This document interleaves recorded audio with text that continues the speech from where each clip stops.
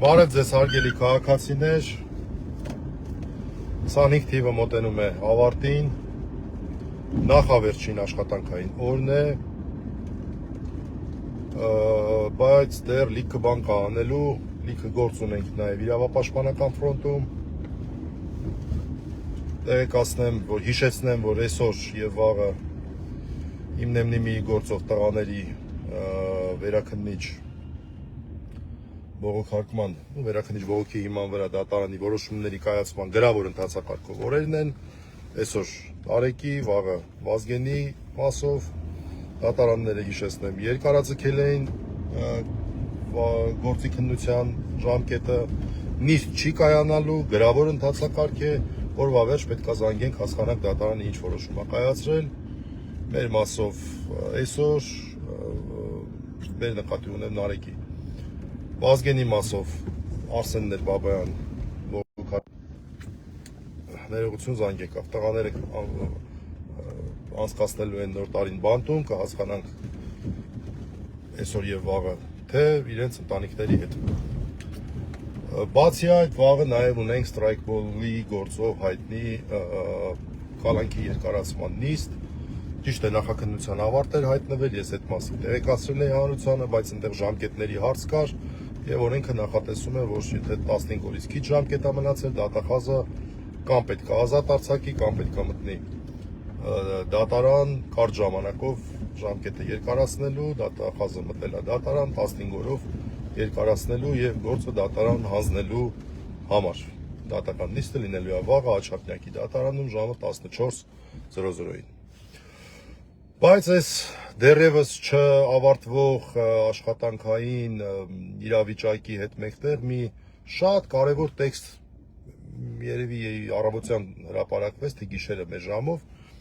Լեմկինի անվան ցեղասպանության կանխարգելման ինստիտուտի կողմից կարևորագույն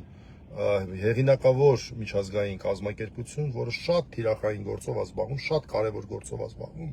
Հիշեցնեմ, որ նաև Արցախի ցեղասպանության, դա ցեղասպանություն էր, ուրիշ բան չէր մարդկանց իրենց բնորանից տեղահանելը։ Այդ հարցով էլ նրանք շատ ակտիվ էին եւ տեսա հայ առաքելական եկեղեցու դեմ թիրախավորումներին շատ խորքային տոչեշնի գնահատական էին տվել։ Մի բան, որը իմ մտքով անկեղծ ասեմ, ոչ ամբողջությամբ վերանցել այդ դիտանկյան տակ հարցը նայելը, բայց մասնագետներ են, ցեղասպանագետներ են եւ ցեղասպանության կանխարգելման դիտանկյունից են նայում։ Նախ Լեմկինով, Լեմկինը մեծագույն դեր կատարած մարդ, Ռաֆայել Լեմկին, գիտնական մարդ, որը genocide, գենոցիդ բառն է ստեղծել, կարելի է ասել, եւ ներողություն նորից զանգ եկավ, ցեղասպանագիտության հիմնադիրներից մեկն է, եւ նրա անունով է, եւ պատահական չի, որ այդ բարձր անունն են ընտրել, այս կարևոր միջազգային կառույցը եւ ինչ ասում, իմեջում էլ է դրած, կարող եք նայել, բայց ես երկու այսպես մեկնաբանություն եմ ուզում դրան տալ, ասում է, տեսեք, հայեմատեք 15 թվականի 1915 թվականի դեպքերի հետ։ Ինչ էին անում այնտեղ, մարդկանց զրկում էին իրենց առաջնորդներից։ Նույն կերպ կրոնական եւ նաեւ այլ ոլորտի հեղինակություններն էին զրոյացնում, մոտավորապես եմ բառացի չեմ ասում էլի։ Զրոյացնում էին այդ ամենը, ինչի, որպեսզի հետագայում ավելի հեշտ լիներ դիմադրությունը կոտրել ազգի։ Եվ ասում են, որ սրա տպավորությունն է թողում այս ամեն ինչը։ Իհարկե ասում են զուգահեռները պայմանական են 15 թվականի հետ, բայց նախապատրաստական շրջանի մասին է խոսքը։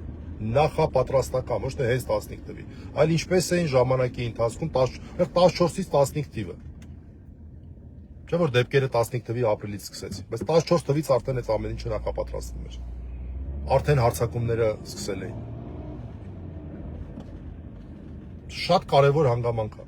Եվ ինչ միանգամից ես հիշեցի։ Ես հիշեցի մի հրապարակում, թե ինչպիսի ճոխ ձևով են նշել պոլիսում հայերը 15 թվականի նոր տարին։ Ընդգծված ճոխ։ Ես չգիտեմ դա ուղղորդված է եղել թե ոնց, բայց այդ նույն տպավորությունն է, հրնայեք շուրջ բոլորը։ Քաղաքական ակցիա են անում, քաղաքական։ Հսկայական միջոցներ են ծախսում պետական բյուջեներից ցույց տալու համար այդ ճոխությունը։ Այն հիհի հահան։ Դա բթացնելու գործիք է։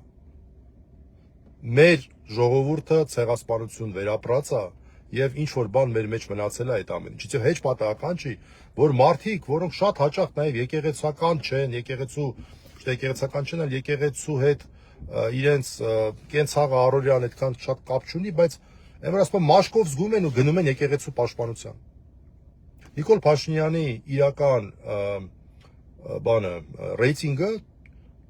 իմ կարծիքով շատ ավելի բարձր է, քան այն մարդիկ, որոնց ինքը կարողանում է հավաքագրել այդ պայմանական ասած ջնդոյի էդոները, որոնց նա կարողանում է հավաքագրել եկեղեցու դեմ այլանդակ արշավի համար։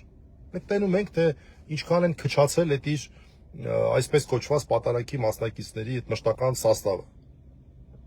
Հաստատ նրա կողմնակիցները ավելի հաստատ մարդիկ, որոնք օրինակ մտադիր են այս վայրերությամբ ամենայն դեպս նրան ձայն տալ առաջիկա ընտրություններին, հաստատ նրանց թիվը ավելի մեծ է, քան նրանք, ովքեր որ սոցիալական ցանցերով, ֆիզիկապես, հատկապես ֆիզիկապես գետնի վրա գնում եւ իրեն պաշտպանում են։ Հաստատ ավելի մեծ է թիվը, բայց չեն անում դա, որովհետեւ մաշկով զգում են այդ գենետիկ հիշողություն ասենք, պատմական հիշողություն ասենք, չգիտենք ոնց ասենք, որ ինչ որ մի բան ստեղեն չի։ Այս մարդիկ օկուպացիոն ռեժիմ են իրենցից ներկայացնում, բարի դասական առումով, ադրբեջանա-թուրքական օկուպացիոն ռեժիմ։ Դժվար է պատկերացնել, ինչպիսի վարքագիծ կդրսևորեր Հայաստանի իշխանությունը, եթե նա պաշտոնապես իրեն հայտարարած լիներ որպես օկուպացիոն ռեժիմ։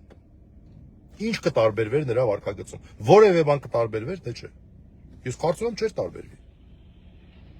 Այսինքն, եթե Հայաստանի իշխանությունները մի օր հայտարարեն, որ Ժորժ ջան, իմացեք, որ մենք ադրբեջանա-թուրքական օկուպացիոն ռեժիմ ենք ստեղ, իրանց շահերն ենք սպասարկում, եւ այսօրվա իրենց վարքագիծը ինչ որ բանով կփոխվեր, չէր փոխվելու, նույն բանն էին անելու։ Այդ դեպքում ինչով իրանք օկուպացիոն ռեժիմ չեն։ Խնդրում եմ անպայման կարդացեք Լեմկինի ինստիտուտի այս հայտարարությունը եւ բոլոր նրանք, ովքեր որ դեմքով ճանաչում են Հայաստանի ցեղասպանագետներին, կարող են մտքում մեղմ ասած ամոթանք տալ այդ մարդկանց, այդ թվում նաև Նիկոլի կողքը կանգնածներին, անուններն էլ չեմ ուզում տալ։ Ամոթանք տալ։ Օտարները նկատում են, դուք չեք նկատում։ Այսքանը դեռ աշխատանքային է մեր վիճակը, հուսով ենք, որ մեր շուրջ 3 տասնյակ քաղբանտարկյալներից գոնե մի քանիսը նոր տարին կդիմավորեն ազատության մեջ։ Նորից ասեմ, իմ մասով ասեմ, իմ տեղեկատվության,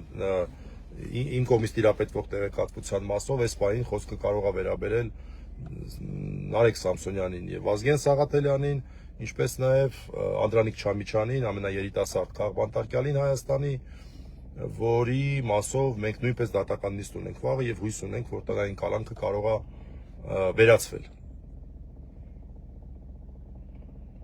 Այսքանը։ Առայժմ կարծում եմ մինչև նոր տարի էլի եթերների անհրաժեշտություն կառաջանա։ Հաջողություն։